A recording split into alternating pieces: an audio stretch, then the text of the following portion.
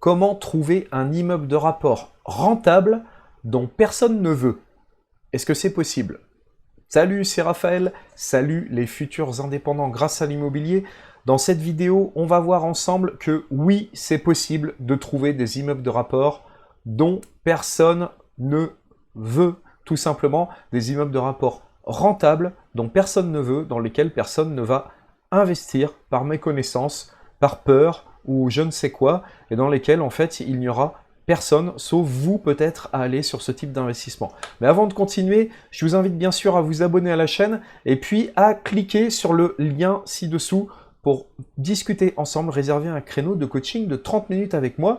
Vous cliquez sur le bouton, vous accédez à un formulaire, vous validez le formulaire et vous sélectionnez un créneau dans mon agenda direct sur lequel on va pouvoir discuter ensemble de votre futur projet. Voilà, c'est dit.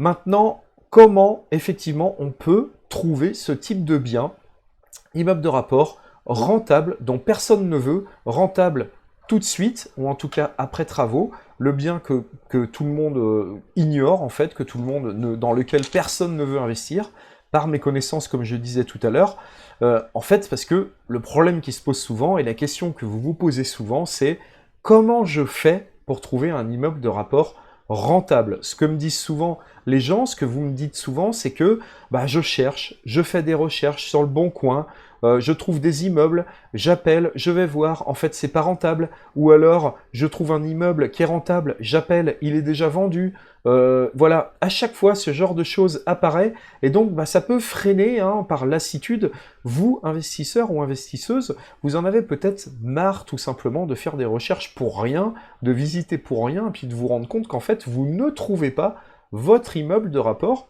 rentable, vous n'arrivez pas à le trouver, vous n'arrivez pas tout simplement à faire une bonne affaire. Et pourquoi? Pourquoi? Parce que, en fait, il faut que vous sachiez une chose. L'immeuble de rapport rentable, ça ne se trouve pas, ça se crée. Et oui, je vous ai beaucoup parlé de création, j'en ai déjà parlé dans des vidéos précédentes. Un immeuble de rapport rentable, finalement, ça ne se trouve pas, ça se crée. C'est quelque chose que l'on crée à partir de choses que les autres n'ont pas vues. Et c'est cet apport de valeur ajoutée que vous allez faire sur ce type de bien en particulier qui va permettre de créer de la valeur et donc de créer du rendement et donc de faire une affaire rentable. Et c'est parce que personne ne l'a vu, c'est parce que personne n'a vu cette possibilité que vous allez faire cet investissement rentable en fait. Vous n'allez pas le trouver direct sur le marché parce que les biens que vous allez trouver directement sur le marché sont des biens pour lesquels la création de valeur a déjà été faite et donc forcément qu'ils ont un prix plus important et que le rendement est moindre puisque tout le travail de création de valeur a déjà été fait. Et donc plus vous créez de la valeur, plus vous transformez les choses, plus vous apportez de la valeur, et plus vous allez gagner de l'argent, tout simplement. C'est mécanique en fait, c'est un effet mécanique entre les deux. Plus vous allez partir d'un point A que vous allez transformer pour arriver à un point B au niveau d'un immeuble, et plus vous allez créer de la valeur, et plus vous allez gagner de l'argent. Ça peut être en louant de façon différente à ce qui était prévu, et pas forcément à ce qui était fait au départ. Ça peut être en transformant les choses, et ici c'est ce qu'on va voir ensemble. En fait, il y a une solution qui est plus compliqué que l'achat d'un immeuble direct, et déjà prêt avec ses appartements. Une solution qui existe et que j'ai déjà pratiquée, c'est tout simplement la création de votre immeuble de rapport. Alors c'est quoi créer son immeuble de rapport? Qu'est-ce que c'est? Qu'est-ce que ça implique? Et quelles sont les étapes pour y arriver? Alors déjà, créer son immeuble de rapport, c'est quoi? En fait, au lieu d'acheter un immeuble de rapport tout fait, comme je disais, au lieu d'acheter un immeuble de rapport de 4, 5, 6 appartements qui est tout prêt, déjà disposé avec les appartements séparés, etc., et vous avez des locataires ou pas, vous les mettez en place, là l'idée, ça va être de créer l'immeuble à partir d'un bien. Le but du jeu, c'est de trouver un bien dont personne ne veut, de le transformer, de créer ces appartements dans ce bien immobilier, et donc de créer votre propre immeuble de rapport. Et oui, c'est possible de le faire. Là aussi, il faut savoir comment le faire, mais c'est tout à fait possible de le faire. L'idée, c'est quoi? C'est d'acheter alors une maison, ou un ensemble de maisons, ou un local, ou un ancien bâtiment qui n'avait rien à voir avec du local d'habitation. C'est d'acheter ce type de bien-là, de le transformer, de créer des appartements, et ensuite de les mettre en location. Donc créer les appartements en respectant les normes, et ensuite de les mettre en location en choisissant le mode de location qui va bien et qui va être adapté au projet. Donc l'idée c'est de prendre un bien avec évidemment beaucoup de surface, un bien dont personne ne veut, donc qui va être sous le marché, qui va être difficile à vendre, que les agences immobilières n'arriveront pas à vendre tel quel en tant que résidence principale. Par exemple, ça peut être un bien du style une grande maison en plein centre-ville, dans une petite ville par exemple, une grande maison avec beaucoup de surface habitable, mais dans laquelle il n'y a pas du tout de terrain, en fait. Et là, bah forcément, une grande maison en plein centre-ville, ça va pas intéresser les grandes familles, parce que les grandes familles, elles vont plutôt chercher une maison avec du terrain. Donc en fait, la seule possibilité pour ce type de bien-là, c'est de se retrouver divisé pour créer plusieurs appartements. Donc c'est une stratégie qui est assez courante dans les milieux ruraux, hein, qui est assez pratiquée. Et donc, et vous pouvez même trouver d'ailleurs des immeubles de rapport qui sont en fait d'anciennes maisons qui ont déjà été transformées. Alors comment est-ce qu'on fait tout ça? On va pas tout détailler dans cette vidéo, par contre je vais vous délivrer 5 étapes essentielles pour pouvoir réussir votre division de maison et pour pouvoir faire ça proprement et correctement. Comment on fait tout ça?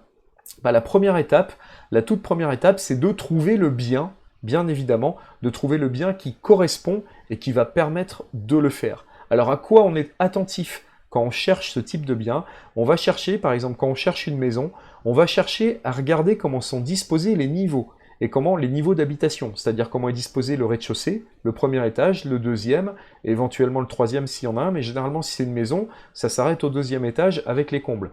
Donc en fait, on va chercher à regarder comment sont disposés les niveaux, comment sont disposées les fenêtres à chaque étage, et comment est disposée la cage d'escalier. Très important, la cage d'escalier, puisqu'en fait c'est elle qui va devenir, dans votre futur immeuble, les parties communes, et donc vous devez être attentif au positionnement de cette cage d'escalier pour savoir si elle va vous permettre d'accéder de manière indépendante ou pas à vos appartements. Et donc bien évidemment, ce qu'on va chercher, c'est avoir un accès possible de manière indépendante à chaque niveau de la maison, sans travaux. C'est ça qu'on cherche à avoir pour faire une division rentable. Parce que si vous devez répéter complètement une cage d'escalier, voire créer des escaliers extérieurs en béton, etc., pour accéder à un appartement, là vous vous lancez dans un projet qui est plus du tout intéressant.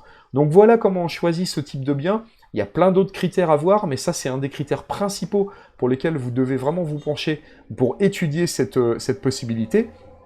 Ensuite, vous devez vérifier, la deuxième étape, c'est de vérifier la faisabilité de la division. Vous devez vérifier vraiment si la division est faisable. Et comment est-ce qu'on fait tout ça? Eh bien, on va se renseigner auprès de l'urbanisme, on étudie les règles de l'urbanisme, et surtout, on regarde la disposition des réseaux dans le futur bien, donc dans le bien qu'on cherche à diviser. On regarde la disposition des réseaux, puisqu'en fait, c'est la disposition des réseaux qui va nous permettre de savoir si notre division va être rentable ou pas. Donc par réseau, j'entends distribution d'électricité, distribution d'eau, évacuation des eaux usées, qui est un point très important, puisque l'évacuation des eaux usées par écoulement gravitaire, hein, c'est l'eau qui s'évacue dans les égouts, donc des toilettes et puis des lavabos, etc., des douches. Donc il faut avoir la possibilité d'effectivement avoir cette répartition dans l'immeuble, dans votre futur immeuble, simple, par une colonne par exemple, de cette répartition-là, avant d'effectuer des travaux, donc, et ne pas tomber dans un excès de travaux qui ferait justement que votre division ne serait plus du tout rentable. Donc vous devez d'abord vérifier la faisabilité technique de la division, vous devez également vous renseigner auprès des règles d'urbanisme, puisqu'il y en a plusieurs. J'en citerai quelques-unes, par exemple les emplacements de stationnement. Maintenant les mairies demandent à ce qu'il y ait des places de stationnement créées pour chacun des logements, et ça c'est dépendant de chaque mairie, donc de chaque urbanisme et chaque plan local d'urbanisme. Vous devez faire ces vérifications-là dans cette deuxième étape, c'est-à-dire vérifier vraiment la faisabilité de la division. La troisième étape, c'est d'estimer les travaux. Et c'est là, une fois que vous aurez étudié la faisabilité technique, déjà, est-ce que c'est réalisable? Là, vous allez évaluer le montant des travaux. Et là, il va falloir vous associer, vous faire accompagner d'artisans pour aller chiffrer tout ça, aller voir combien ça va coûter, parce que bien évidemment, vous aurez un budget travaux à respecter en fonction de votre acquisition, du montant de votre acquisition. Il va falloir pas dépasser ce budget de travaux, ou alors prévoir une enveloppe, en tout cas, qui va correspondre à ces travaux-là. Et surtout, on va essayer de rester le plus simple possible dans la division. C'est-à-dire que tout ce qui peut être resté en place et ne pas être déplacé, on ne le déplace pas. Si une cloison, on la laisse en l'état, on la laisse en l'état. On va essayer de rester le plus simple possible. Par exemple, si souvent au premier étage d'une maison, on a 3 chambres et une salle d'eau. Bah, si on veut créer un appartement dans cet espace, 3 chambres plus une salle d'eau, ce qu'on va faire, c'est que on va créer par exemple un T3, il y a une des chambres qui va devenir salon, séjour et cuisine ouverte, et on va faire en sorte que la cuisine soit le plus proche de la salle d'eau pour pouvoir récupérer les réseaux existants, distribution d'eau, évacuation, etc. et de manière à faire le plus simple possible en termes de distribution d'espace et à la fois, enfin, distribution d'espace et d'emplacement des réseaux. On essaye de rester le maximum simple en ne déplacement finalement ce qui n'est vraiment que obligatoire. Donc ici, en restant simple, vous allez bien sûr contenir votre budget travaux, et donc au niveau de l'estimation des travaux, eh bien vous allez pouvoir entrer dans une enveloppe qui va correspondre finalement à une grosse rénovation de maison, mais là vous pourrez créer plusieurs appartements. Donc ça c'est vraiment la 3e étape, on est sur l'estimation des travaux. Ensuite, dans la 4e étape, on va passer à l'achat, et ça on va le faire que lorsqu'on est sûr, on passe à l'étape de l'achat, que lorsque vous êtes sûr que vous avez la possibilité technique de faire la division, et que vous avez réalisé les devis nécessaires, donc vous connaissez le montant des travaux à réaliser pour faire cette division.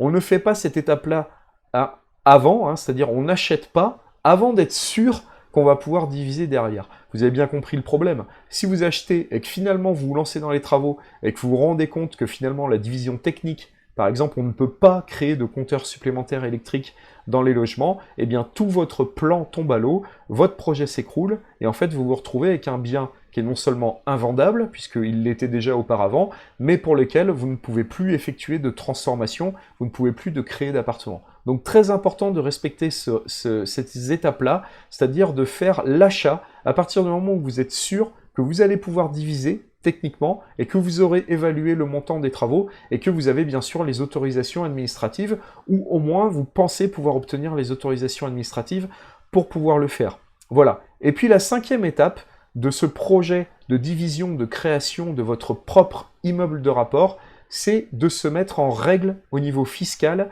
et en règle au niveau de l'urbanisme, puisque là vous créez un immeuble, vous avez un certain règlement à respecter, et vous devez notamment au niveau des impôts déclarer que vous possédez non plus un seul bien, mais vous possédez 3 biens. Donc ça c'est une étape qui se fait par la suite, une fois que les travaux sont terminés, mais vous devez le faire et ne pas oublier de le faire, puisque là ça peut très bien se retourner contre vous avec un oubli, des rattrapages fiscaux, etc., notamment au niveau de la taxe foncière, des choses comme ça. Donc ça vous devez être très vigilant par rapport à ce type d'opération.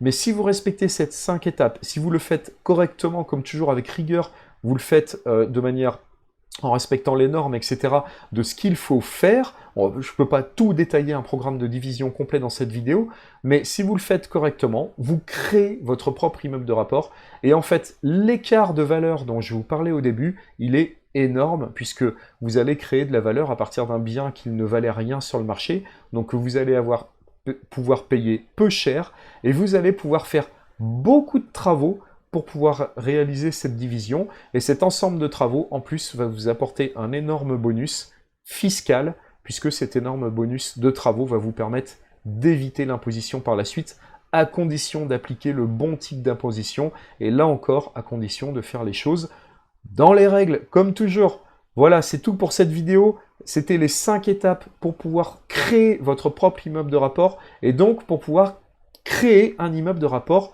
rentable. On a vu qu'un immeuble de rapport, ça ne se trouvait pas forcément tout de suite. Par contre, ça pouvait très bien se créer avec la stratégie de la division immobilière.